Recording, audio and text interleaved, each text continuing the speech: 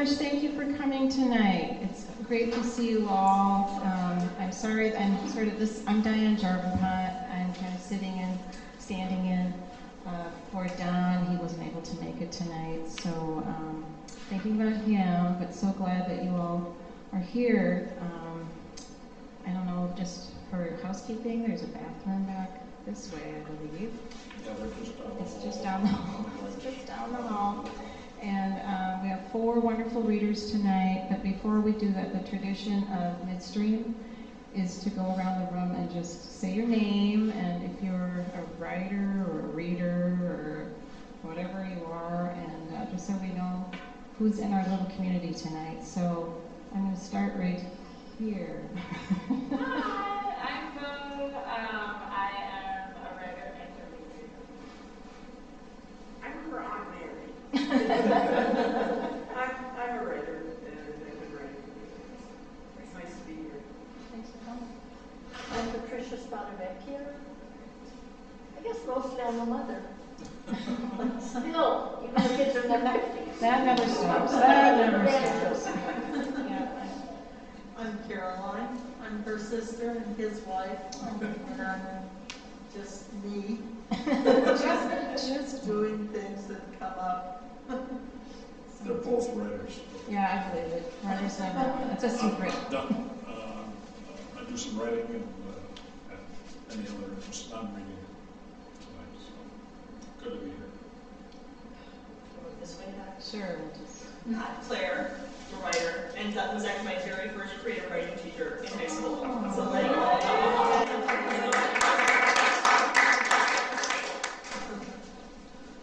I'm a mother of a poet, and I was at a conference with Dutton Foster where he said she was 1 in a million, and he was right.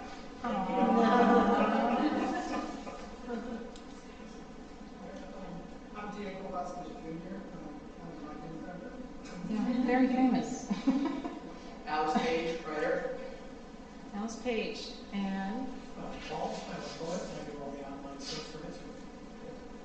I'm Frank Edson. I experience and form other people's poems to original music as the RaRa project.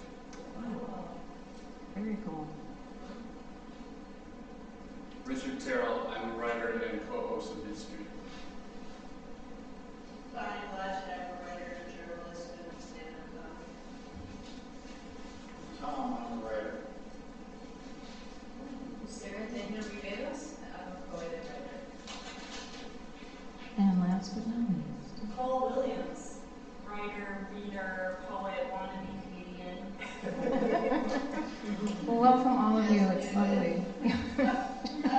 Just do it. That's good advice. I don't know if anybody brought books, or you have books tonight to sell. Oh, well, next time, we always offer that if people want to do that. I guess I was going to read one little poem first, and then we'll get started. So this is a poem by Jennifer Huang, and it's called How to Love a Rock. Notice the maroon cirrus clouds against the gray of her landscape, then each white spot. Stars that propel you into space. Tell her what you see, how you love the way she smells like grass and salt. Ask about her properties, history, how she was picked from the glacial waters of Lake Crescent and brought across the land to be placed in your palms. Ask to feel her smooth. Caress till your thumb can find a home in her brook.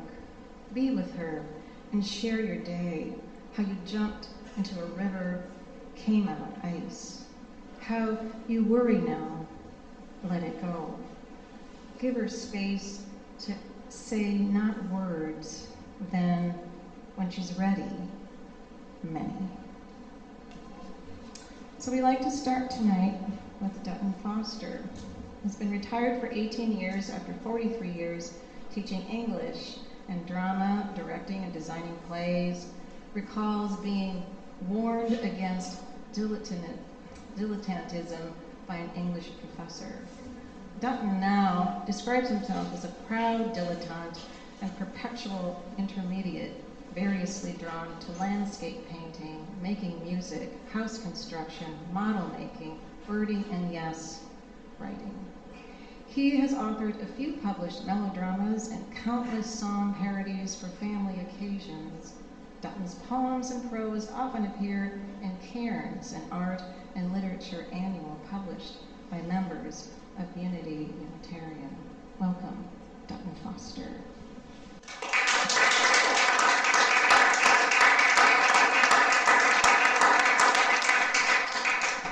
Thank you, Diane.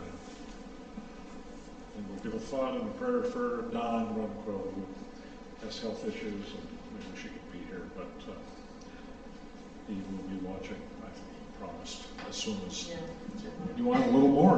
Okay. People don't usually have trouble hearing me, but I'm afraid it's a small room. Please signal if I start to fail. I'm going to read a little longer piece and a few shorter pieces. Longer piece, inspired by Don's drafting me to read this month, and it helped get me out of my stall writing. This is, I thought, well, I would try a reminiscence piece. It's somewhere between prose and poetry, but it's based on a cabin. When we lived in Colorado, we had a cabin about 3 hours away, to which we repaired, and over the years came to love it very much. So this is at the Chalk Creek Cabin. You want me to hear the boom? Okay. At the Chalk Creek Cabin on cool summer mornings, how's that? Okay. Outside the back door, my face splashed with cold water, coffee heating on the camp stove. I dried off with a towel hung on a branch, grabbed my book and coffee, and swung aboard the homemade caboose beneath the ponderosas. I climbed into my chair in the cupola to read a bit more of Cold Mountain and imagine myself in 1865 on my perilous way home from war. When you woke, you'd call me from your little window and I'd bring you coffee. At the cabin, it was easy to pretend the past. We parked the car out of sight, hand-pumped water, stoked our wood-cook stove, trimmed our smoky Aladdin lamps. I read old railroad magazines in the outhouse, built bancos for the living room. The big table had once been a parlor grand piano with fat legs curved and carved. The cabin was the Turtle. The previous owner saw turtles outlined by his fireplace mortar. He pointed out Christ and the disciples also standing up there across the valley, formed by the spiky pinnacles of the chalk cliffs. They kept calm eyes on the scene. At the cabin, we could ride tubes in the ditch or head to Dead Horse Lake for a dip. We could drive up the old railroad grade to St. Elmo, our ghost town, where amid the empty false fronts, the one surviving general store sold peanuts, which we fed to the chipmunks in the pile of old boards. They ate from our hands. Trails led us toward Alpine Tunnel or Tin Cup, past spectral mine tipples. You would sometimes go ahead to leave candy on stumps for the kids to find. If they whined, I start lifting them by their arms and kick them, giggling up the trail. At the cabin, we spent a lot of time on the porch with the old wooden swing, reading, watching clouds, playing and singing. Wildwood flower, I'll fly away, hang around this shack till the mail train comes back. Be on that good road someday. Friends would show up by surprise, bringing tents and food and kids. On Sunday mornings, I fixed blueberry pancakes on the wood cook stove. At night on the porch, we talked quietly, hoping the children were falling asleep inside. Once we all lay on the ground on our backs, watching meteors. A neighbor, Rose, whom we had never met, wrote us that she wanted to buy the turtle. She meditated on the porch when we were absent, felt the place was spiritually hers. We declined to sell, but I did some repairs on the swing to keep Rose safe in her bliss. At the cabin, in later years, it was often just the two of us. In our little bedroom that opened off the porch, we left the door open in summer. The bed was not quite long enough or wide enough to fit us, but it took up half the room. You had to climb in first, and then I followed. We turned over together like spoons. One night, a blinding spotlight stabbed us awake through the screen door. Past the porch, a black Jeep, a huge coffee urn strapped in back, and a huge sheriff strapped in front, aiming his spotlight at us. This your cabin? You always sleep with that door open? Yes, yes. Seen anyone around here tonight? No.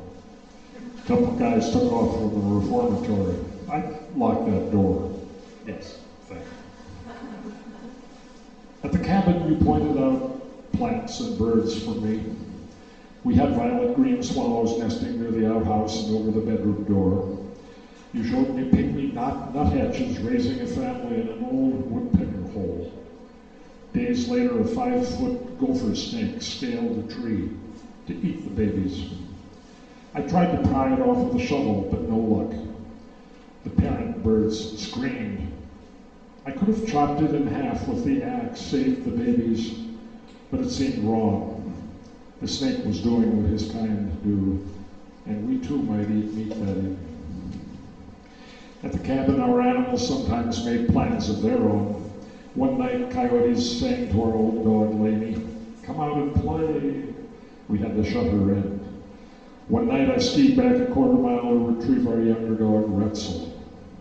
One night, you and Allison slept on the ground next to Frosty the quarter horse. In the morning, he was gone. You found him at Deer Valley Ranch stable.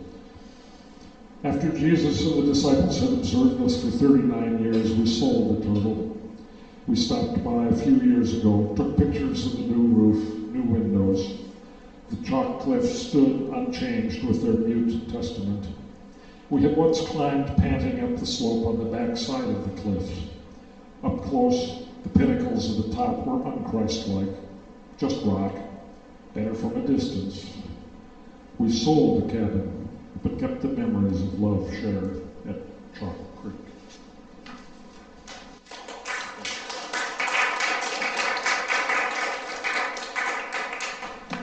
Now, the next piece is a rare excursion. A niece of ours in New Mexico said, well, I'm joining a writing group and we're going to write pantoums, and she explained what a pantoum was. I'd never heard of a pantoum.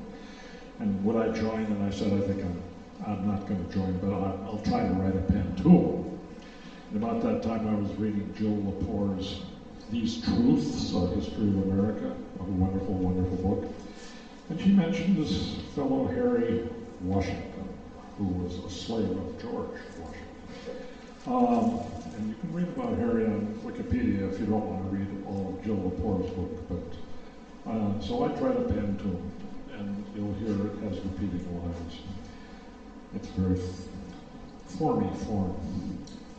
An enslaved worker for the rich, Harry Washington declines to stay.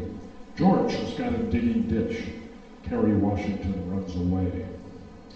Harry Washington declines to stay. He joins the army of the king. Harry Washington runs away. He's heard the voice of freedom sing. He joins the army of the king.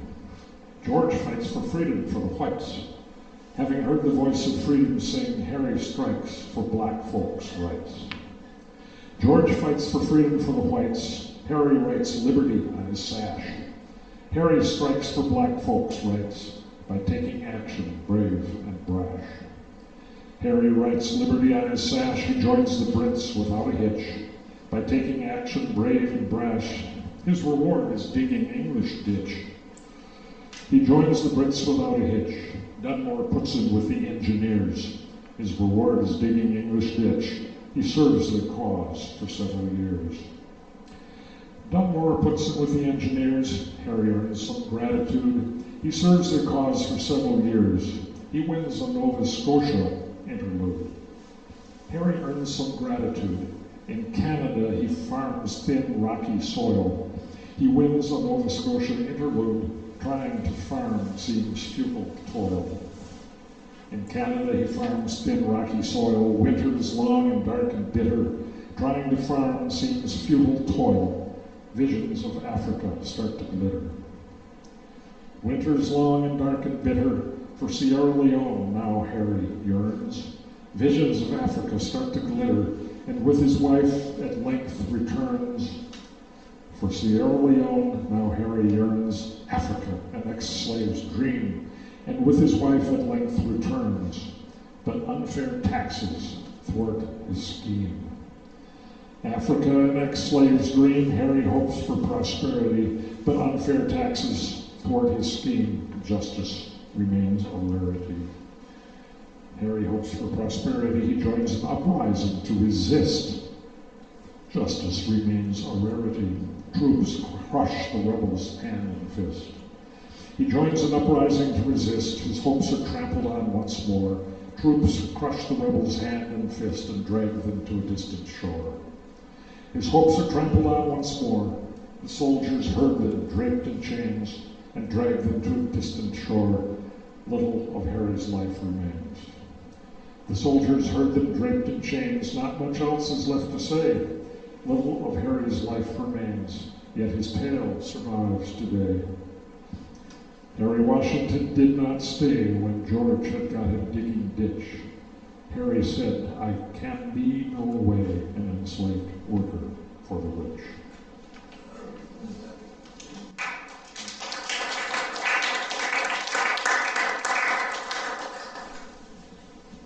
Finally, more of the kind of poem for my age group, old men griping about things, and then ending up giving thanks, of course.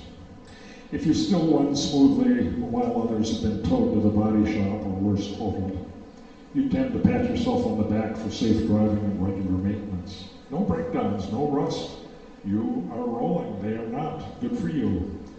Then the gods take notice. They ship you the assorted defects gift box.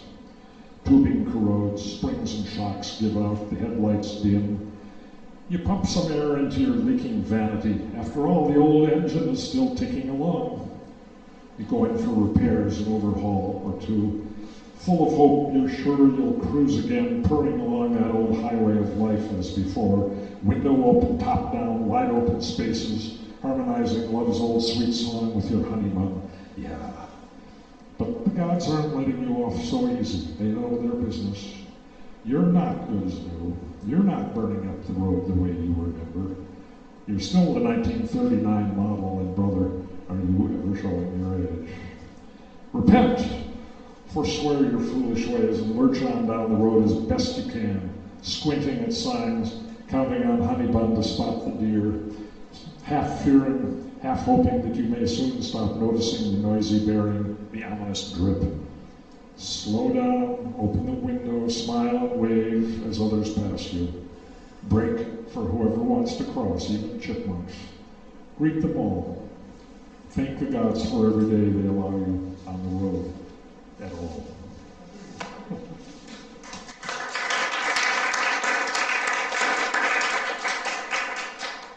Finally, I think this will be the last contemporary protest poem. Dear Mr. Foster, dear Henry, dear H. Dutton, dear Dutton and Caroline, thank you so much for your past support. Your generosity has made this, that, and the other victories possible. Thanks again. Gracias. Vielen Dank. Arigato gozaimasu. And now, more than ever, however, we need you to make an extra contribution. Right now. Pronto. Sofort. Sugumi. This is the midnight hour. We are facing the gravest challenge to everything that the world has ever known. We are facing invasive species on all sides, including ourselves. Ask the passenger pigeons. We are facing the loss of our cherished way of life, and maybe the uncherished way, too. Your contribution will make all the difference, but there's a deadline. You must contribute in the next 30 minutes before the huge matching grant expires. Stop! Don't delete this! Sad to say, you have ignored our recent appeals. We have been missing your participation. All of us in the office are discussing you. Have you gone over to the other side? Have you stopped reading the news? Or have you just lost the remnants of your mind? Hello there, Earth to Mr. Foster. Just kidding. We know we can count on you in the crunch, and we hear crunching. We know that perhaps circumstances in your life have forced you to ignore us. We know that you understand the power that you hold over everyone's future. We know that you and you alone are the one who will tip the balance. We're appealing to you with tears in our eyes, even though it makes us look unappealing. You and you alone will move the needle from despair to hope. Have you included us in your estate plans? Do you live on an estate, by the way? Forget about that deadline. Your contributions will be matched forever.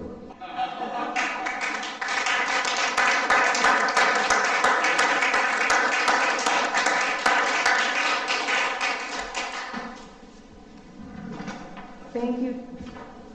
Thank you, Dutton. I don't have that low tone that you have, but that was awesome. Thank you so much. And I want a copy of that. This is really great. So, Alice Paige is a trans woman, essayist, and storyteller living in St. Paul, Minnesota. Her writing examines topics like the transformative power of queer love, the resilience of the body, and how community can heal even the deepest wounds. Her work can be found at Freeze Ray Poetry, What Are Birds, Coffin Bell, Vastarian, Button Poetry, Right About Now, Luna Station Quarterly, and Take a Stand, Art Against Hate, a Raven Chronicles anthology. She's a fellow of the Loft Mentor Series, the Digital Pedagogical Lab, and has her MFA in Creative Writing from Hamline University. Please welcome Alice Paige.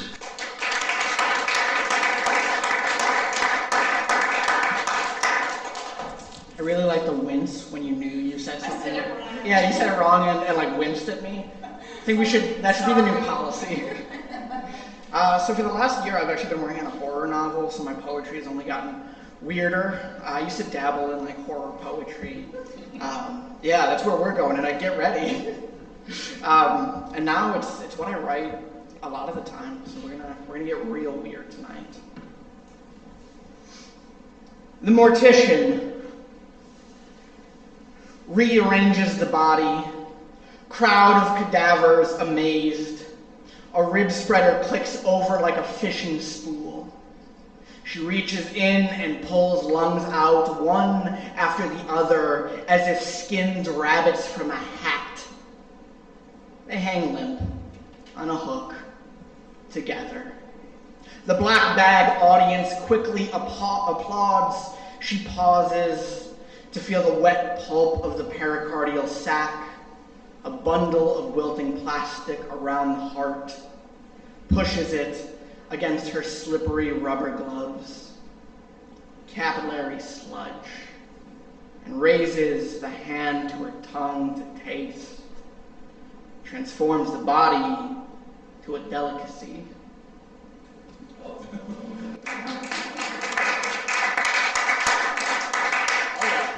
We're going places.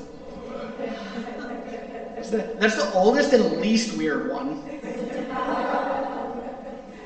right. Rabbit corpse / hornet nest. When your lover takes a knife to you, it will be personal. They will have seen you drunk, manic, throwing up into a toilet bowl at 3 a.m. When you tell them, kiss me like you mean it for the last time, the kiss will, in hindsight, be the hushed swing of a bear trap, wet with fresh, unquestioned gush and whimper. Fingers reaching for the notch of your hip, pushing into so much soft flesh. You will say their name like a prayer, meaning you say their name unbelieving what they've become. They will ask, what have you memorized of me? And wince when you say everything. When your lover is no longer your lover, but the quick twist and snap of a rabbit's vertebrae. More metaphor than lover, it will be personal. It will be a whimpering thing caught below the maxillary, buzzing like matricided hornet's nest. Definition leaks from the slack corpse / nest. in coagulated streams of compulsory newness. You, a thing which means I, as the distance between us in this poem collapses, will place honey on the tongue and shrink at its unfamiliar taste. Thank you.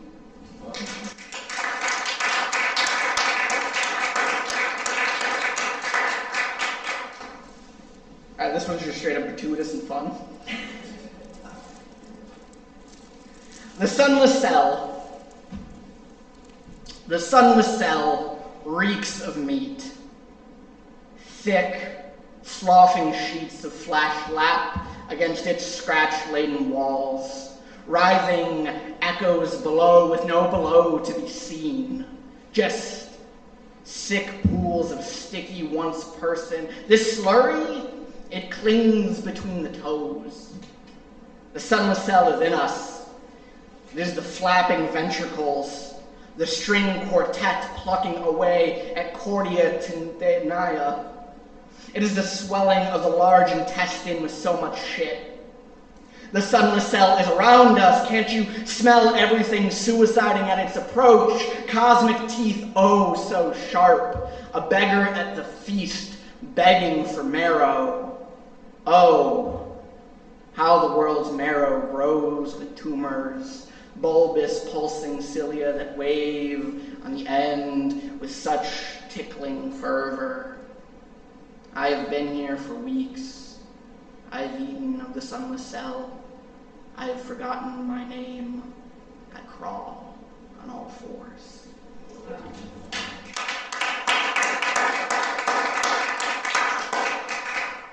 Oh, thank you. I'm glad you're all along with this. I told you we're getting weird. Started putting my set together and I was like, am I doing that? Yeah, sure. That's what I've been writing. Let's go. Swallow. I can't. 1.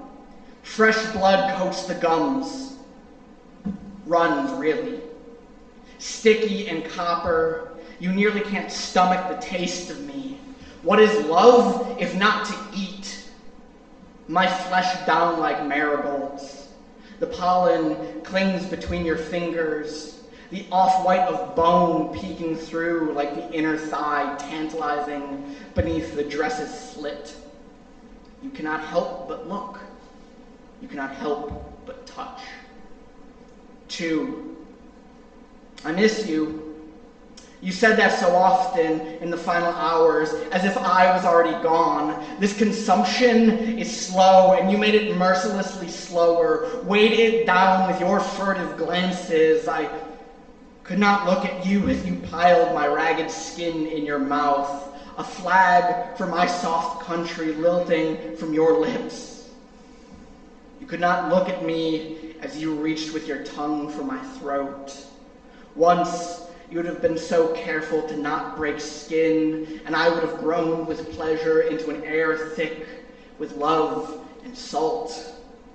The groan that escaped me was not release. But it was. But it was. 3. We were going to have children. Maybe we would have regretted it. You started with a knife, or started with the way you looked at me whittled to a point. Either way, it was sharp and took me around the waist, just above my pretty hips. Doe-legged. Collapsed. Did I look as desperate as I felt sprawled on our kitchen floor? This kind of violence requires love. Maybe you would have regretted it. 4. The first bite is always the hardest, darling. And isn't that the question everyone asks in these sorts of things anyway? How did it start? I unbuttoned my shirt with numb fingers to make it easier for you. I offer my breast. The first time we make love, I ran my index finger along your thumb. I listened to your heartbeat. When I wanted to say I love you entirely too soon, I asked how you felt about the L word. You responded, the show? And and I turned bright red. The first time we broke up, it was raining. There was a bottle of Coke on the table. There was lunch, half eaten. 5. So much of me caught in your hair, matting it in all the wrong places. I reached to clean you, but every muscle screams refusal. I try to plead, and my throat is an apple stripped to the core. You pause somewhere near my diaphragm, a palm on the thin veneer barely containing the impression of lungs. My hand beneath the sheets of our bed, on the spot where your thigh meets the curve of your ass, that hazy gasp. 6. I miss you. You could only hear me say it as the popping of a bubble fat with mucus and blood against my soft palate. I have questions. Did the vertebrae hold their shape? When did you grow tired of chewing? Did I taste different once I blacked out? How does a girl hold so much in her? Would we have been good parents? Did you ever love me? 7. You sit in the halo of what remains, staring at your naked thighs. You shake as if the summer heat has abandoned you. Please don't say you regret it. Don't do the pitiful thing. Just this once.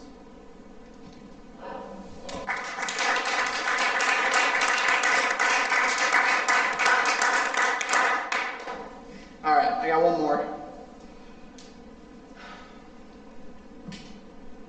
Trans woman gutted. I think I would like my body to come to an end somewhere along a stretch of roasting Oklahoma highway. Drops of blood evaporate into a thick kind of pudding against bow-leggedness. Splayed out as unfortunate deer leaping at just the wrongest moment. Rib and hip tips pointing up and up and up as the sky balloons into a new kind of night, soft on dusk wind. I would like it to be during crow hunting season, when they are most scared of being shot for their hunger. Did you know Oklahoma allows crow hunting, and there is no bag limit on crows? Burlap can be heavy and dark and full of thick beaks and bead eyes twitching. I think I would like to end as a crow's last meal. There seems something right in that. A lack of hunting limits, and a scraping of warm insides against a thing's hard, wanted beak.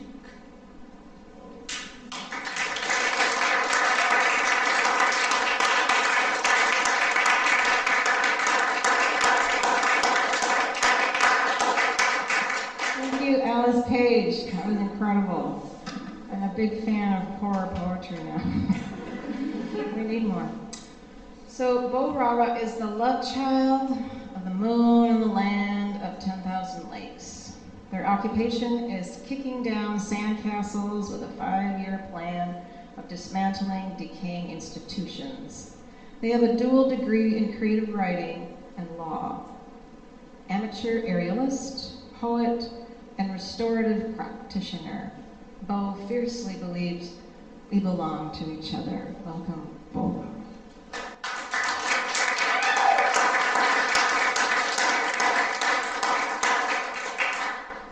Can't read to you with gum in my mouth, that would be rude.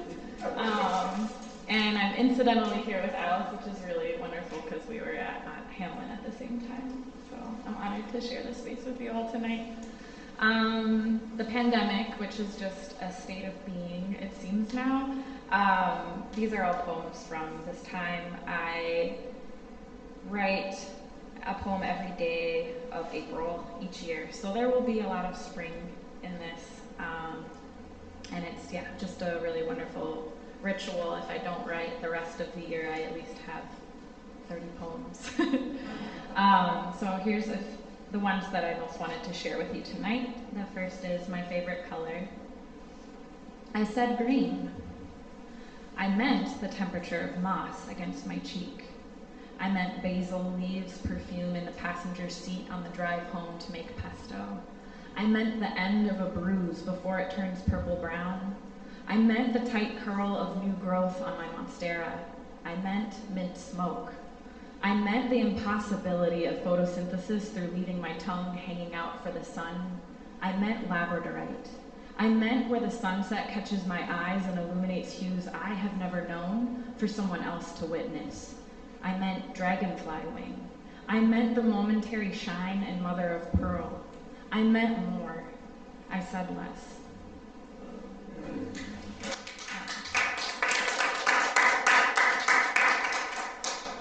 There are also, I didn't think about the ordering, but I do litany a lot, so bear with me.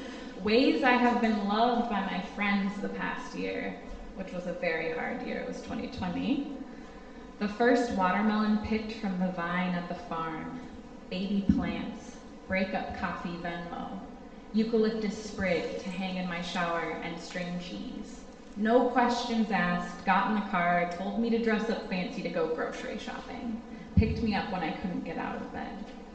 My first ever surprise party outside with Chubby Hubby flavored cupcakes, fresh sheets free of cat dander when I didn't want to sleep alone, cross-stitched little prints seen, a package full of stones, trinkets, childhood relics, her father's fossils, each with a handwritten note, a card every damn day, flowers in the park, since dried and sleeping on the dash of my car, an AC unit installed while teaching me so I could do it myself, homemade ice cream, a Pegasus etched into glass, moving during a pandemic in the heat of July, listening to Andrea Gibson while sharing a hammock, a blessing handwritten for my new home, 6 figures of debt, and I have never been so rich.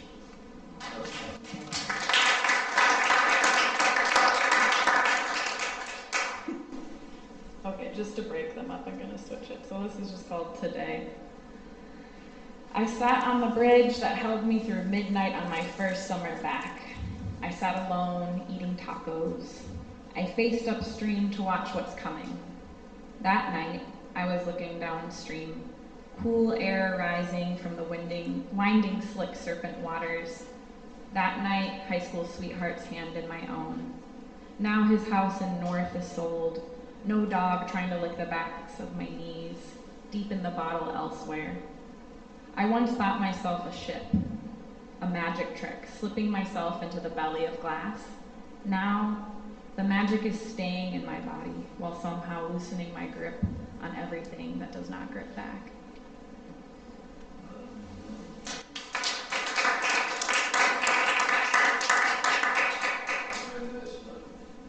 I live in litany.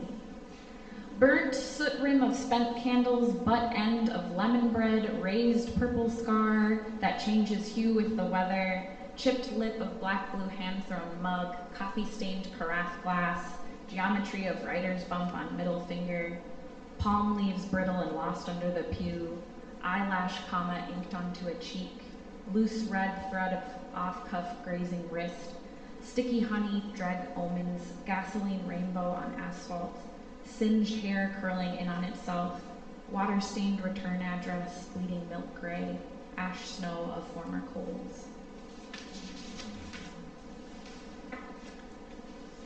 My body is a simultaneity. I take the turn onto Lyndale sharper, intimidate the already antsy left-hand turn lane.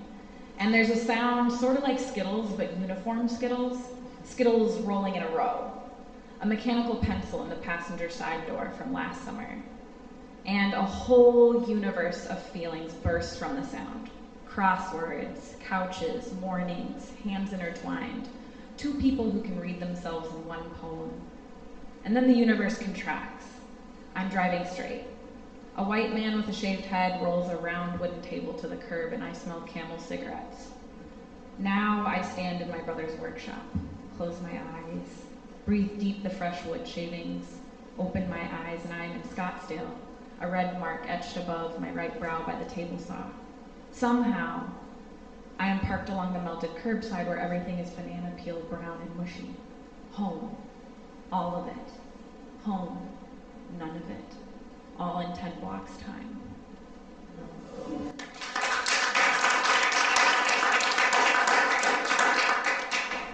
Home Depot. It's gonna get gay. Hand up the small of my back under my shirt, smooth, shea for shea. In the garden section where the terracotta pots grind against each other with every touch like the tombstone on the third day when our Lord and Savior Jesus rose again. Cooing over baby ferns, later we make a pact not to make eye contact with any more plants before we find a shower head. There's gotta be a little love in here. This one's Kin. Next week, he will be 72, and she will be 69. Across my room, the sunflower mosaic, the wire-wrapped yellow jasper, the childhood shadow box, the ancestor shrine, formerly jewelry box, on the farmstead dresser in Scottsdale, all her. The gray-blue Berber carpet against my cheek. Somehow, I am low to the ground again in my parents' bedroom where everything feels chosen. Make me the blue pleated lamp, the dirty rose rotary phone, the orange dial hand soap that smells like bad aftershave, her powder blue house slippers. Make me a part of that room.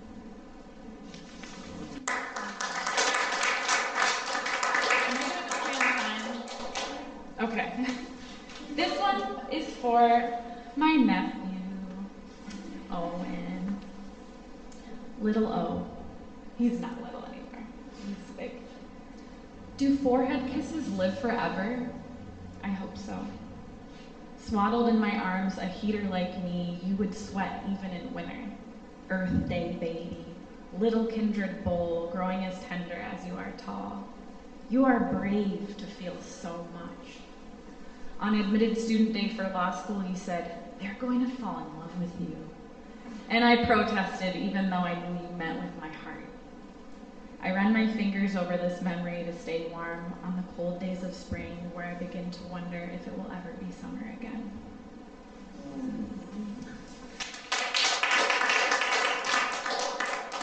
And my last poem is Find Out by Practicing.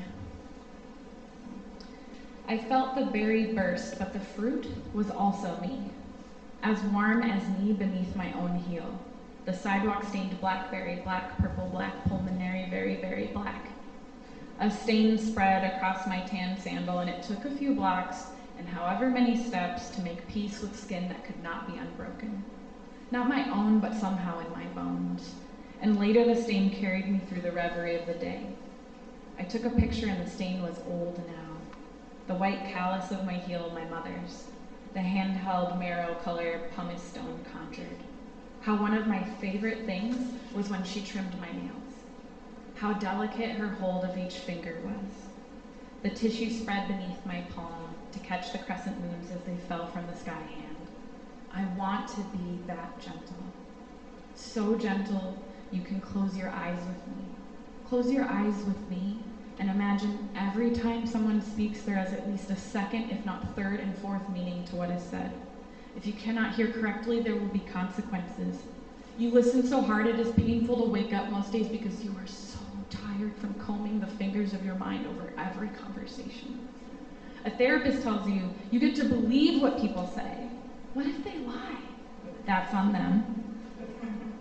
So you start to listen only once, but the fingers are already there, checking under every word for codes, patterns, and habits. The energy it takes to ignore and the double and triple listening lays you out on your bed for hours. If you are not careful, at the end of your day, you do not even know if you mean what you say. You do not know anything. Your head is too loud. I listen to my lover close, which is to say, I watch my lover move through time. The only way to find out is by practicing. Tired finger mind by mind tired finger, I let them hold my hand. Thank you.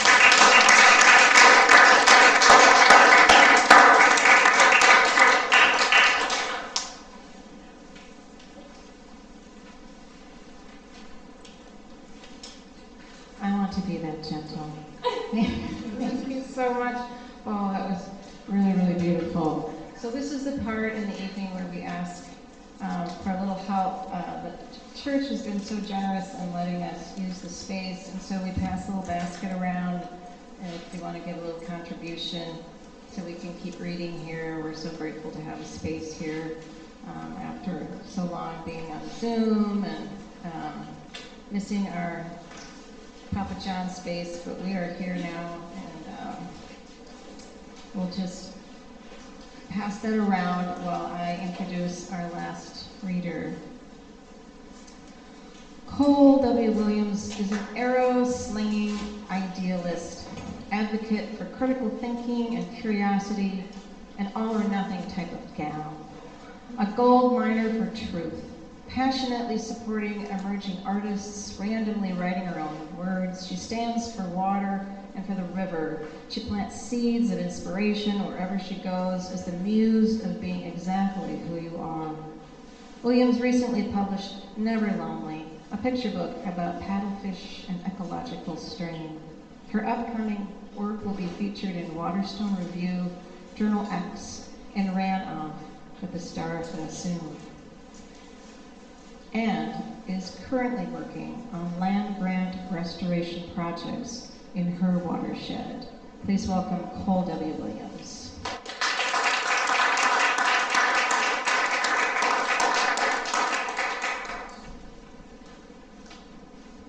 Thank you. Thank you for having me tonight. Thanks to Don for organizing.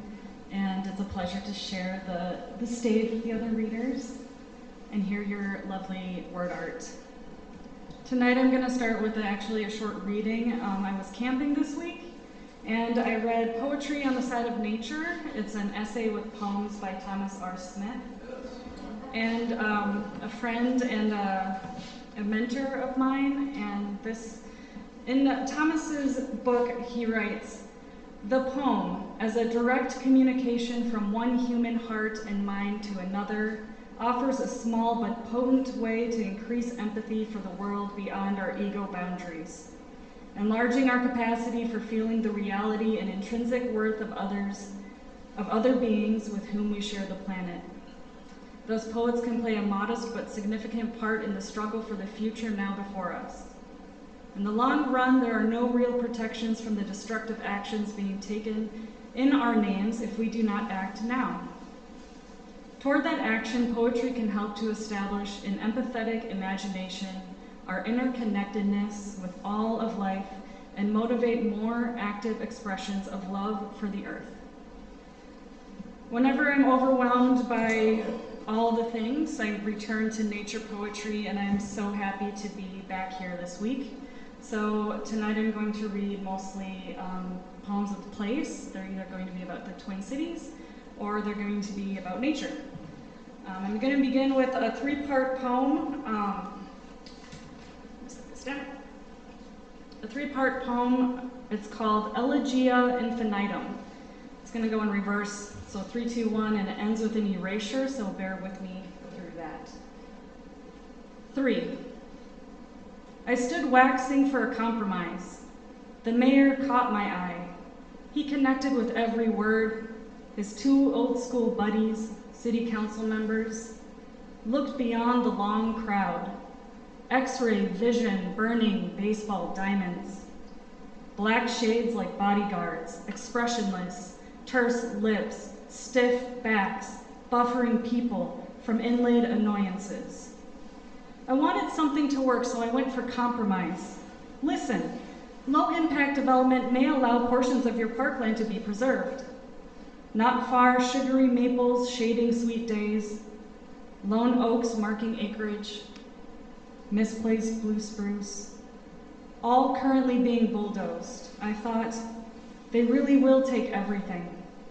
I'm all for a new water treatment facility. Bad water, big settlement. A man stood before the picnic tables, pleading before us all. He began to weep for Henslow sparrows as a counter he knew intimately of their dwindling likelihood. He wept. I watched, debilitated as this man offered outstretched and empty hands. I felt ashamed. I aimed for compromise. but. 2. I couldn't help it. My mind developed sour, extraction-based. How can I feel the most alive from here? All the while, the earth lay itself bare before me, unanswering me. No mind to if I do or do not traverse over, through, beyond, do not take this path. To whether I shook an albatross egg, pocketed a heritage feather, counted time, my own, with sand from a sacred place, placed upon a mantle unbelonging in the Midwest. Trinkets, spoils. Is it different from elephant tusks in the master bedroom of the Glensheen Mansion in Duluth? Tusks emerging vertically from floorboards, disfigured animals.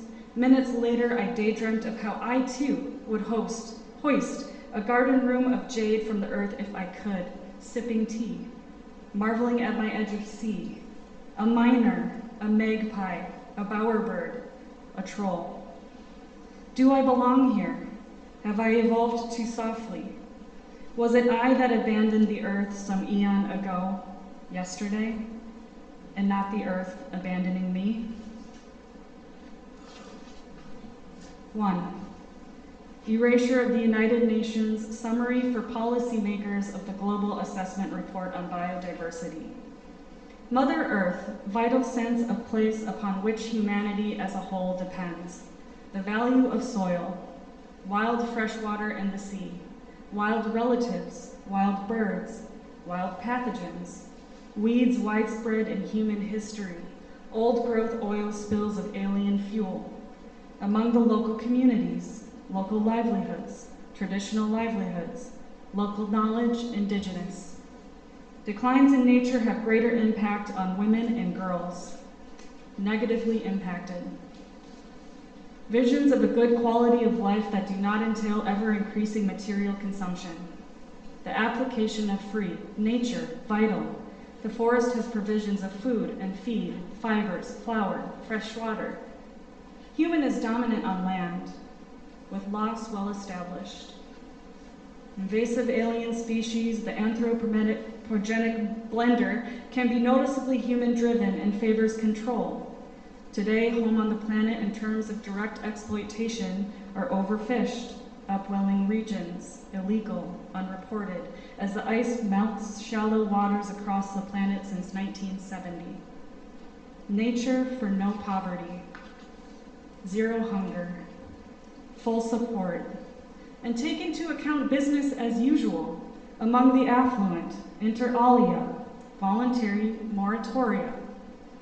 Make a nature-sensitive road to ensure restoration, green and blue circular, Mother Earth in balance and harmony of expert judgment in the course of change. Thank you.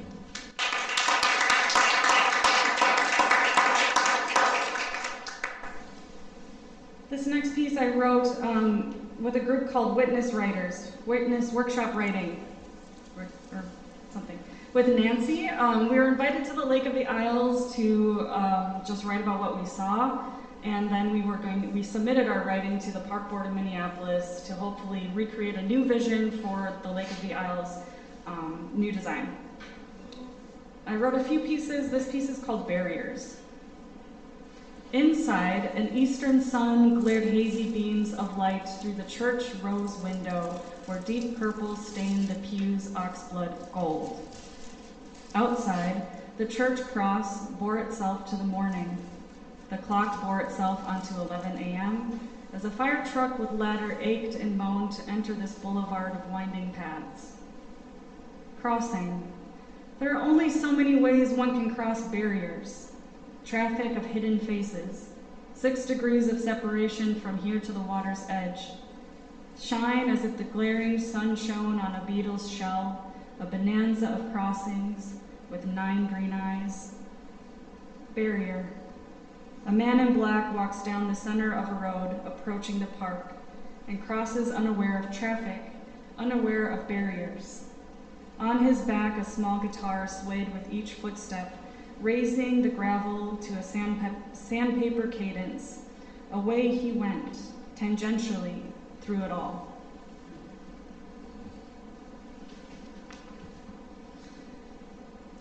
read a book a couple weeks ago called Can't Even, How Millennials Became the Burnout Generation. If you really want your brain messed up, read that book and then let's go to coffee. On the inside cover of that book, I wrote a sonnet about my generation, and it's about how we're entering into an optimization culture. Everything is monetized, and how we're on some fictitious ladder. And so this poem is called Gen X.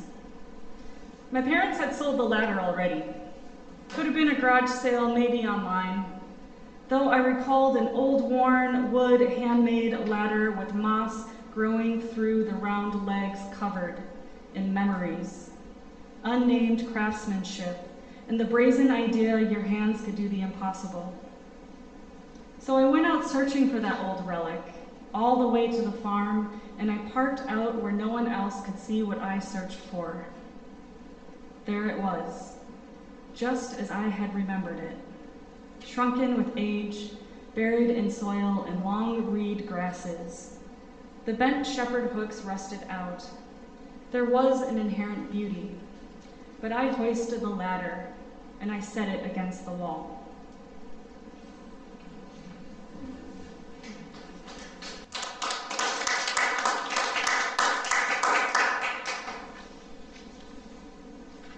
This poem is titled Tent City, It's a Golden Shovel. After a quote by Frank Moore Colby. I'll read his quote first. Were it not for the presence of the unwashed and the half-educated, the formless, queer, and incomplete, the unreasonable and absurd, the infinite shapes of the delightful human tadpole, the horizon would not wear so wide a grin. Tent City. The homeless were at it again, not living for invisibility.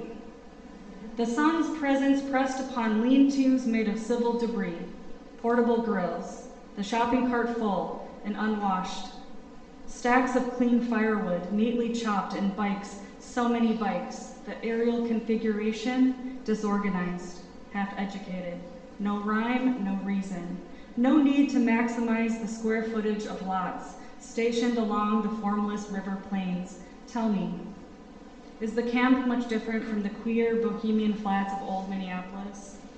Chaos below street signs and the hustle up top?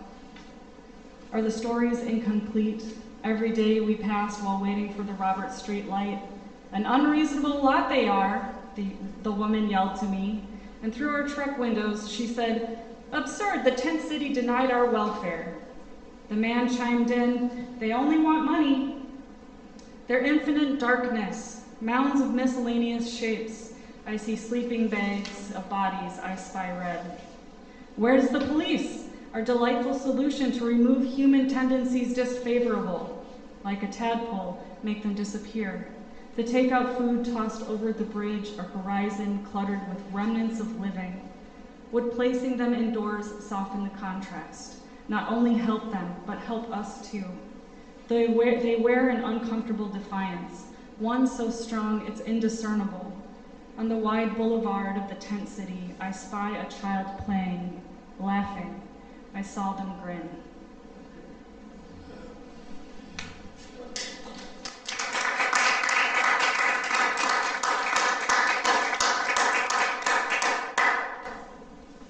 I'm going to close with two short poems that are lighter. And actually, I wanted to read a poem about the laundromat because I went to the town I was born in 2 days ago for the first time, but it's over there. So, this is called It Was the Airport. It was the airport where they strolled along the promenade together. He hopped a railing to get her attention. He reminded me of Fred Astaire. She demurred, fanned herself coy. He spun in circles. She sped ahead a pace. He caught up, and when he did, they entered the sunset together. Left, right, left, right. Below them, the sound of footsteps shaking the jetway. Ah, to be a pigeon.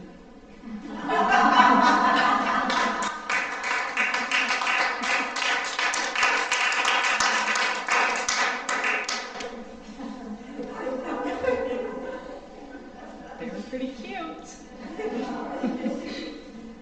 The bamboo wind chimes are speaking to me.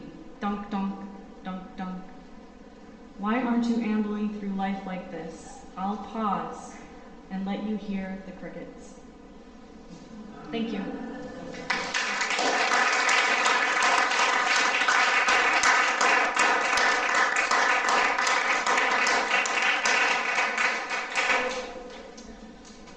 Well, I'd like to thank all the readers tonight.